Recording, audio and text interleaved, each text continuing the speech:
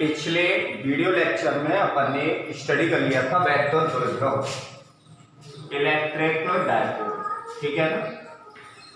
अब जिन विद्यार्थियों ने इस लेक्चर को नहीं देखा है वो सबसे पहले वेक्टर द्विध्रुव वाले लेक्चर को देखें, ठीक है। क्योंकि आज के लेक्चर में हम एक डेरिवेशन स्टडी करने जा रहे हैं। वो डेरिवेशन सीखने के लिए अपन को वेक्टर द्विध्रुव आना बहुत ही आवश्यक है। बहुत छोटे शब्दों में मैं बता दूं कि वेक्टर द्विध्रुव क्या है। वेक्टर द्विध्रुव एक ऐसा निकाय है जिसमें दो बराबर और विपरीत आवेश, देखना इधर, अपन को दो आवेश लेने, दोनों ही बराबर और विपरीत लेने हैं। अगर एक माइनस का क्यू लेना है तो दूसरा प्लस का क्यू लेना। दोनों बराबर हैं, विपरीत का मतलब एक पॉजिटिव और एक नेगेटिव। अत्यंत अल्प दूरी, और बेटा दोनों के बीच की दूरी अपन ने 2a सपोज कर लिया, ठीक है। तो ऐसा जो निकाय है वो वेक्टर द्विध्रुव कहलाता है, ठीक है। इस वेक्टर द्विध्रुव में एक बात सुन ले कि एक वेक्टर द्विध्रुव AB है, क्लियर। इसके दोनों आवेशों को मिलाने वाली ये रेखा वेक्टर द्विध्रुव के अक्ष कहलाती है। अब अपन को वेक्टर द्विध्रुव की अक्ष पर वेक्टर क्षेत्र की तीव्रता ज्ञात करनी है। अक्ष पर वेक्टर क्षेत्र की तीव्रता निकालनी, ठीक है ना बेटा। अभी हम जो वेक्टर क्षेत्र की तीव्रता निकाल रहे हैं वो किस पर निकाल रहे हैं बेटा? अक्ष पर। अक्ष क्या है एक बार फिर से सुन ले, दोनों आवेशों को मिलाने वाली रेखा, इसके अक्ष। अच्छा, अपन ने क्या किया? वेक्टर द्विध्रुव का केंद्र ले लिया O, ठीक है। अब देखिए इसकी टोटल लंबाई कितनी थी? 2a। अगर O केंद्र मध्य में तो इधर की लंबाई हो गया a और इधर की भी हो गया a, ठीक है। अब अपन ने एक थ्योरी लिखा, थ्योरी पर ध्यान देना क्या है। माना एक वेक्टर द्विध्रुव, द्विध्रुव का नाम आपको डायग्राम में दिखाई दे रहा है, ए बी है, ठीक है। जिसके ए सिरे पर माइनस क्यू और बी सिरे पर प्लस क्यू आवेश। ए सिरे पर माइनस क्यू तथा बी सिरे पर, आपको दिखाई दे रहा है बी सिरे पर प्लस क्यू आवेश। अच्छा, ये दोनों आवेश कितनी दूर है?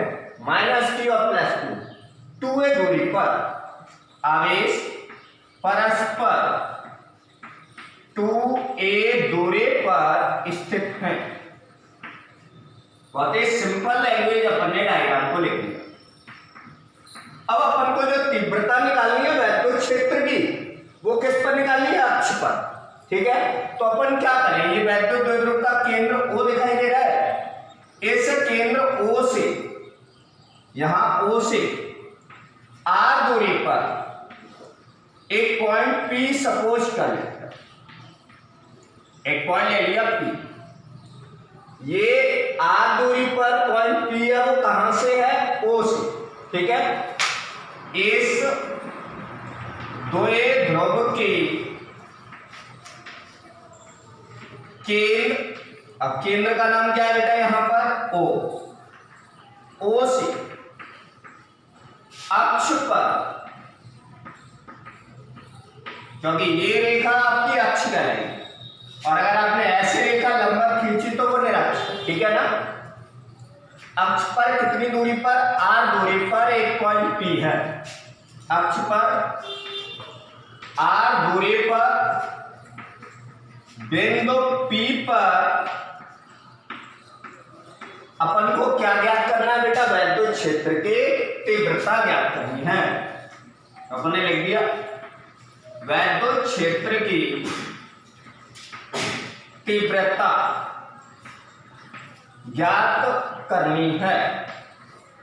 सबसे पहले तो ये लैंग्वेज देखिए बेटा, काफी इंपॉर्टेंट क्वेश्चन आपके सामने इस समय चल रहा है। संभावना है इसकी बोर्ड एग्जाम में आने की इस वर्ष, तो अच्छी तरीके से देख लें। इस थ्योरी को तैयार करना बात काफी सिंपल रहेगा। अपन एक बार फिर से देखिए, माना एक वैद्युत द्विध्रुव ए बी है जिसके ए सिरे पर -q, बी सिरे पर +q आवेश एक दूसरे से 2a दूरी पर है। इसका केंद्र O है, O से r दूरी पर एक बिंदु P है जहां वैद्युत क्षेत्र की तीव्रता ज्ञात है। अब देखिए, वैद्युत क्षेत्र की तीव्रता एक सदिश राशि है, लास्ट लेक्चर्स में हम सीख चुके हैं। तो धन आवेश के कारण तीव्रता बाहर की ओर A1 वेक्टर और ऋण आवेश के कारण अंदर की ओर, तो ये डायरेक्शन हो जाएगी A2 वेक्टर। क्लियर? एक बार फिर से सुन लें, धनावेश से तीव्रता बाहर जाएगी और ऋणावेश के कारण तीव्रता अंदर जाएगी। तो धनावेश इधर है इसलिए बाहर निकाल दिया, ऋणावेश इधर है इसलिए P पॉइंट से इस डायरेक्शन में आ गया। अब देखिए, E1 और E2 दोनों की डायरेक्शन अपोजिट है, एक इधर एक इधर। अपोजिट डायरेक्शन है तो परिणामी के लिए घटा दो, अगर सेम डायरेक्शन होती तो परिणामी के लिए जोड़ देते। सर तीव्रता का फॉर्मूला क्या है, रफली देख ले। आपने स्टडी किया होगा E बराबर KQ अपॉन R²। स्टडी किया है ना, इस फॉर्मूले का यूज करना है बस। परिणामी तीव्रता E बराबर KQ अपॉन R²। अब देखिए, इस फॉर्मूले से हम इस डेरिवेशन को सॉल्व करते हैं। आसानी से सॉल्व करना, ध्यान देना। सबसे पहले लिखना +q आवेश के कारण, +q आवेश के कारण P पर वैद्युत क्षेत्र, P पर वैद्युत क्षेत्र की तीव्रता। ठीक है, देखिए हमारे पास दो आवेश है, एक +q और एक -q। तो अपन दोनों के कारण अलग अलग निकालेंगे। तो +q के कारण अपन ने क्या माना E1, -q के कारण क्या माना E2, और सॉल्व कर रहे। E का फॉर्मूला होता ही है हमारे पास। तो सबसे पहले प्लस के कारण E1 बराबर, फॉर्मूला क्या है, KQ upon R²। KQ upon R का मतलब है दूरी से, किससे बेटा, दूरी से।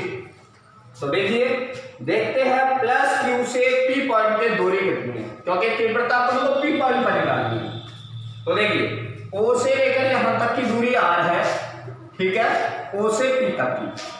O से B तक की दूरी A है, तो B से P तक की दूरी क्या होगा, इस टोटल R में से A को माइनस कर दें, ये वाला हिस्सा।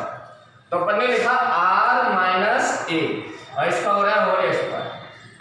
समीकरण नंबर 1 ले लिया, ठीक है ना। इसी प्रकार निकालेंगे -q के कारण। तो अपन ने लिखा -q आवेश के कारण P पर वैद्युत क्षेत्र, ठीक है ना बेटा, वैद्युत क्षेत्र की तीव्रता। काफी सिंपल क्वेश्चन है। अब देखिए डायग्राम में, -q के कारण अपन ने मान लेते हैं E2, फॉर्मूला अपन का वही रहना है KQ अपॉन R²। तो अपन ने लिखा KQ अपॉन R यानी कि दूरी। तो देखिए, P पॉइंट से O पॉइंट की दूरी अपन कितनी मान चुके हैं बेटा, R। अब O से लेके -q तक की दूरी आपको दिखाई दे रही होगी A, तो अपन का हो गया R प्लस A। तो अपन ने लिखा दूरी R प्लस A का होल स्क्वायर। समीकरण नंबर 2, यानी कि यहां पर चल रहा है R माइनस A, यहां चल रहा है R प्लस A। अब ध्यान देना, अपन के पास दो तीव्रता आ गई है, E1 और एक E2। अपन को दो नहीं, अपन को एक तीव्रता निकालनी है। तो अपन लिखेंगे तब परिणामी वैद्युत क्षेत्र की तीव्रता, परिणामी वैद्युत क्षेत्र की तीव्रता, ठीक है ना। अब परिणामी E निकालना है, तो एक बात बताइए कि ये जो E1 और E2 है, ये सेम डायरेक्शन में या अपोजिट डायरेक्शन में? सर अपोजिट है। अपोजिट है तो इनको जोड़ना चाहिए कि घटाना चाहिए, कि सर घटाना चाहिए। तो अपन क्या करें बेटा, E1 में से E2 को माइनस कर रहे हैं, क्लियर है, ठीक है। और E1 E2 की वैल्यू हमारे पास है, इनको यहाँ पुटअप कर देंगे और इसको सॉल्व करेंगे। ठीक है ना बेटा? अब देखिए, हाँ तो बेटा अब देखिए अपन क्या कर रहे हैं, परिणाम ही निकालना है। तो अपन ने लिखा E बराबर, यहाँ लिखा हुआ है E1 माइनस E2, आप E1 E2 की वैल्यू पुटअप कर रहे हैं। E1 की वैल्यू क्या है आप देख सकते हो, KQ upon R minus A का होल स्क्वायर माइनस E2 का वैल्यू हो KQ upon R plus A का whole square, KQ upon R plus A का होल स्क्वायर। बहुत ही सिंपल है ना बेटा? अब आप इनमें से कॉमन देखिए क्या है, सर सीधा सीधा दिखाई दे रहा है, KQ कॉमन आ रहा है, लीजिए तो A बराबर KQ कॉमन लिया। अब देखते हैं बड़े ब्रैकेट में 1 अपॉन R माइनस A का होल स्क्वायर, चलो माइनस का लगा दो। अब देखिए 1 अपॉन R प्लस A का होल स्क्वायर, ठीक है ना बेटा? अब इसका एलसीएम लेके सॉल्व कर दीजिए, आंसर आपके सामने होगा, लेकिन बहुत सिंपल है, आप देखते चलिए। E बराबर KQ अपॉन, देखिए अपन को इन दोनों का एलसीएम लेना है, तो एलसीएम में दोनों को मल्टीप्लाई कर लेंगे। ध्यान देना, एक ब्रैकेट में लिखा है R माइनस A, एक में लिखा है R प्लस A, तो एक तरीके से वर्गांतर का फॉर्मूला हो गया। जैसे A minus B, A plus B, तो अपन क्या लिखते हैं मैथ में, A square minus B square, ऐसे लिख दीजिए। R minus A, R plus A को क्या लिख दीजिए, R square minus A square, simple है। देखिए इधर भी होल स्क्वायर है, इधर भी आपने भी लगा दिया, क्या दिक्कत है? इस संख्या का मल्टीप्लाई 1 से कर दो, इसका मल्टीप्लाई इधर 1 से कर दो, तो आपके पास अंश में आएगा R प्लस A का होल स्क्वायर, चिन्ह क्या आएगा माइनस, इसका मल्टीप्लाई इधर किया तो R माइनस A का होल स्क्वायर, ठीक है ना बेटा? अब आप एक कार्य करें, ब्रैकेट्स को खोलिए और आगे बढ़ा दीजिए इसको, ठीक है? ध्यान देना इसको।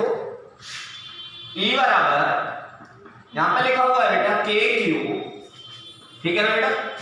यहां A प्लस B का होल स्क्वायर खोलना आता है ना आपको, तो A प्लस B का होल स्क्वायर खोलिए, तो R square plus A square plus 2RA खोल लिया ना, माइनस यहां पे A माइनस B का होल स्क्वायर खुलेगा, तो क्या होता है A square plus B square minus 2AB, लेकिन आगे माइनस लगाए तो चिन्ह बदल देना, ठीक है ना? यहाँ गलती मत करना, यहाँ लिख देना R square minus A square plus 2RA, ठीक है ना बेटा? अपॉन में जो लिखा है लिखा रहेगा, क्या लिखा हुआ है, R square minus A square का होल स्क्वायर। अब देखिए बेटा कुछ कैंसिल आउट हो रहा है, ध्यान देना, प्लस का R स्क्वायर से माइनस का R स्क्वायर कट गया, प्लस का A स्क्वायर से माइनस का A स्क्वायर कट गया, ठीक है ना?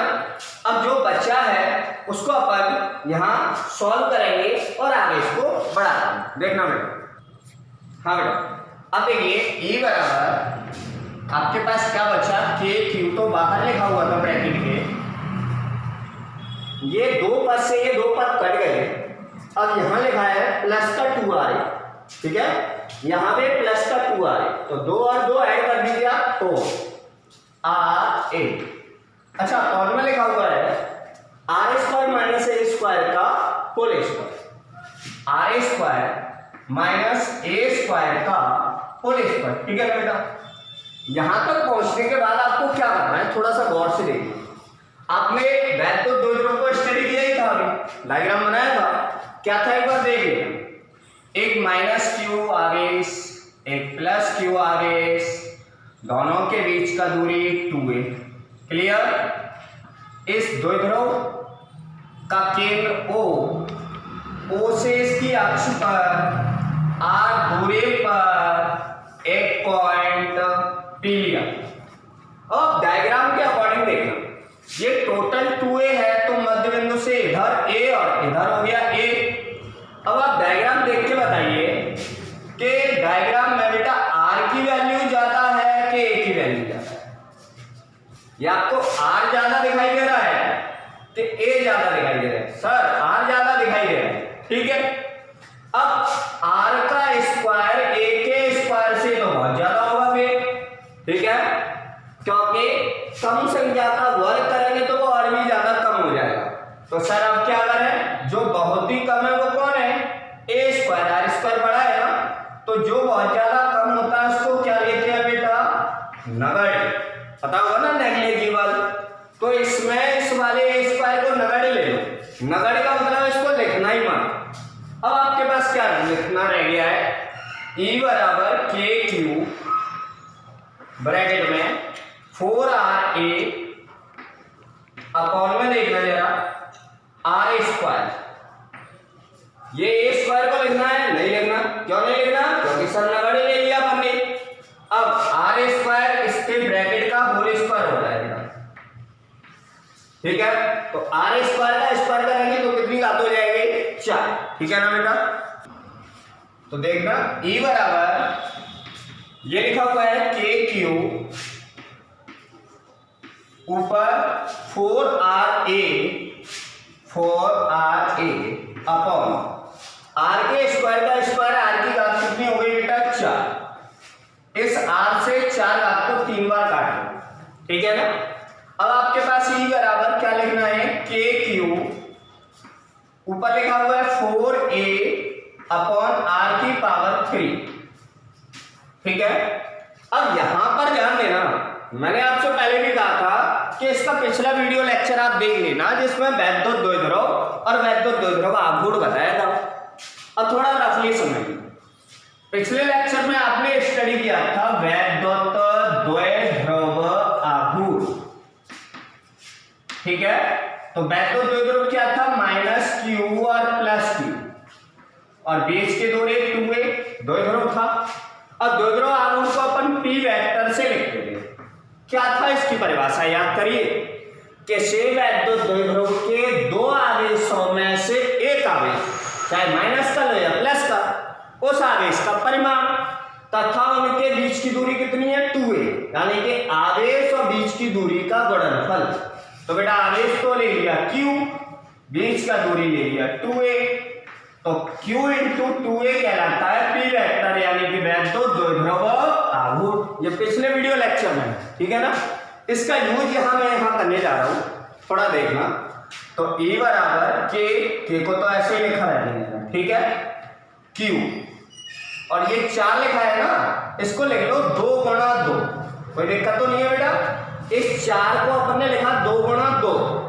अच्छा और क्या लिख दिया, देखो एक Q और एक A, QA अपॉन में क्या लिखा हुआ है, RQ। दोबारा ध्यान देना, 2 और 2 का गुणा हो गया 4, Q ये लिखा हुआ है, A ये लिखा हुआ है, आराम से लिख सकते हैं। अब देखिए Q इंटू 2A, इतने हिस्से को अपन क्या कह सकते हैं बेटा, इतने हिस्से को कह सकते हैं p वेक्टर, यानी कि द्विध्रुव आघूर्ण। तो अपन ने लिखा E बराबर के ब्रैकेट में 2 और 2QA को क्या कह दिया, P अपॉन RQ, यानी कि जब भी अपन से वैद्युत द्विध्रुव के अक्ष पर तीव्रता पूछेंगे, E अक्ष, क्या पूछेंगे बेटा, E अक्ष, तो अक्ष पर क्या आ रहा है, 2kp अपॉन RQ। बेटा इस लेक्चर में हमने अक्ष पर वैद्युत क्षेत्र की तीव्रता सीखा, अगले लेक्चर में यहां पर हम निरक्ष पर सीखेंगे, और निरक्ष पर आंसर आएगा केवल kp अपॉन RQ, ठीक है। वो अगले लेक्चर में सीखते हैं ना। For today and that's all.